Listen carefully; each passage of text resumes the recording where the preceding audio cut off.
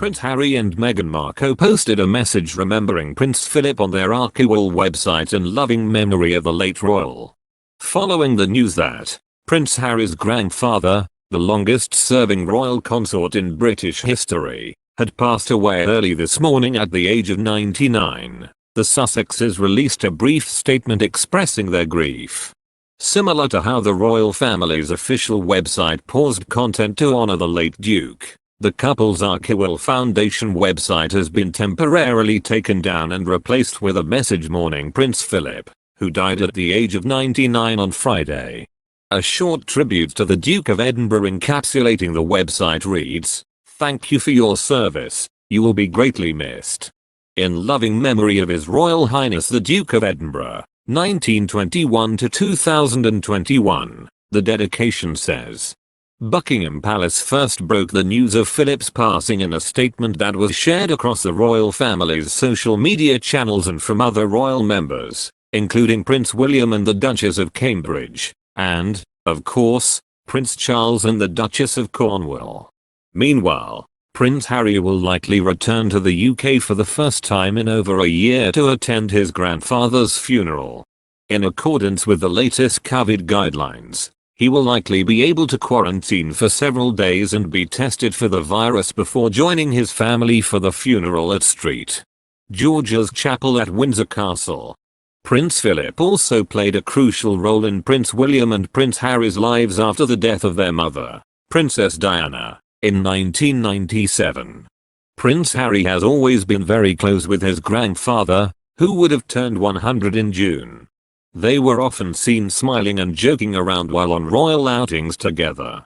Philip's passing comes as a personal loss to the monarch and to his family, and a substantial one as the husband of Queen Elizabeth II and Britain's oldest and longest-serving royal spouse in 10 centuries. The working members of the royal family, including Prince William and Duchess Kate, uniformly updated their social media accounts to mourn Philip's death. Harry and Meghan's tributes comes a month after their bombshell interview with Oprah Winfrey, in which they open up about the reasons for stepping back from royal duties and moving to America last year in search of more independence and privacy. Their tribute differed from the social media posts from the rest of the royal family. After last year, the couple no longer uses the Sussex Royal brand, including the Sussex Royal social media account. Meanwhile, the family members changed their profile photos to reflect their varying crests and posted a black and white portrait of Prince Philip with the same information disclosed in the Buckingham Palace announcement. The Queen and senior aides have now to fashion a fitting farewell to the longest-serving consort in British history given current restrictions. The plans will be set in motion once they have been personally approved by the Queen.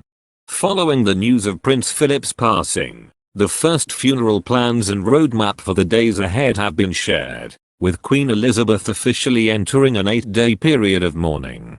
Prince Philip is reported to have requested a funeral of minimal fuss, so the Duke of Edinburgh will not have a state funeral, nor will his body lie in state for the public to pay their respects in the preceding days, the College of Arms said in a statement Friday.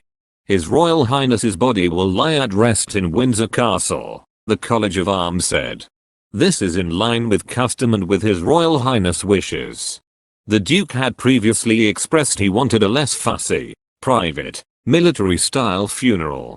The date of the funeral has yet to be announced, but the Queen is said to have begun 9 days of mourning.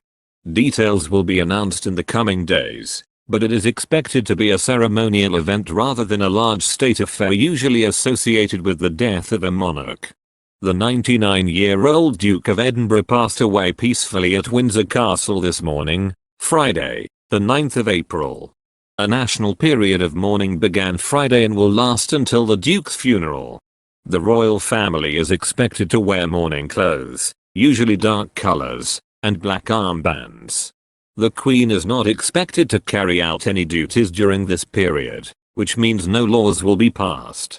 A further period of royal mourning will continue afterward for an additional 30 days, which will be reflected across royal households where guardsmen are already wearing black armbands on their tunics. Following in the footsteps of all the royal households, national flags on government buildings are now expected to fly at half-mast. In cases where non-official flags, such as pride or military-related flags, are being flown, it is expected that all will temporarily be replaced with the flags of the country until 8 AM on the day after the Duke's funeral. Preparations for Prince Philip's funeral are already underway.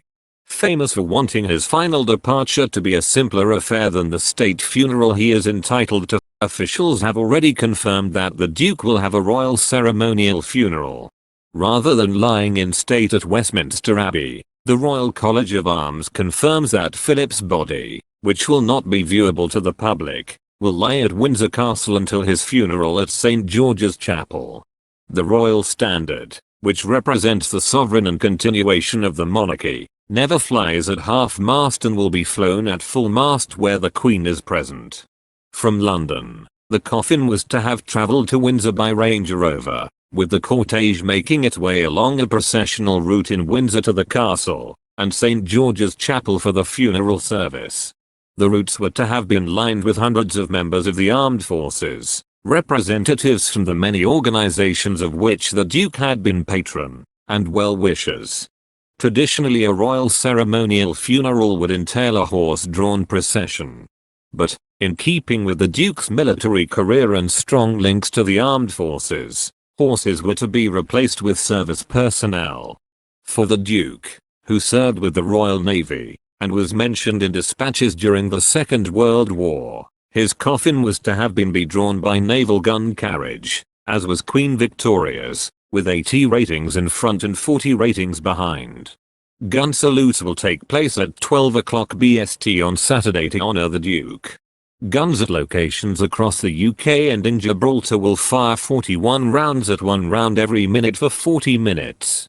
Royal Navy ships at sea, including HMS Diamond and HMS Montrose, will also fire the salute, a tribute to the Duke, who served as a naval officer during World War II and held, among other titles, the office of Lord High Admiral. It is unknown whether heads of state from Commonwealth countries will be able to attend in the same numbers due to current COVID restrictions, but family and friends will all be in attendance at St. George's Chapel in Windsor Castle for the military-style funeral. Under earlier arrangements for the days after the Duke's death, codenamed Forth Bridge, thousands of people would have been expected to gather in London and Windsor, with some even camping out to get a vantage point to watch the military procession. Hundreds of members of the armed forces would also have lined the streets in honor of the Duke, alongside thousands of police officers to keep control of the crowds. Philip, who would have turned 100 in June, was closely involved with the arrangements for his own funeral, which are now being coordinated by the Lord Chamberlain's office at Buckingham Palace. Virus restrictions on mass gatherings in England mean the long-held plans for the days leading up to the funeral, and the funeral itself, have been amended. Members of the public have been asked not to try to attend any of the funeral events, in line with public health advice. The royal family has also asked people not to leave flowers and tributes at royal residences. On the royal family website, members of the public are asked to consider making a donation to a charity instead of leaving floral tributes in memory of the Duke. An online book of condolence is also available for the public to post their personal tributes. Thank you for watching our video. Please support growing channel by subscribe channel and like video hour. And don't forget activate notifications to channel to always get the latest news. If you have any problems with the information in the video, please write a comment below to let us know and answer.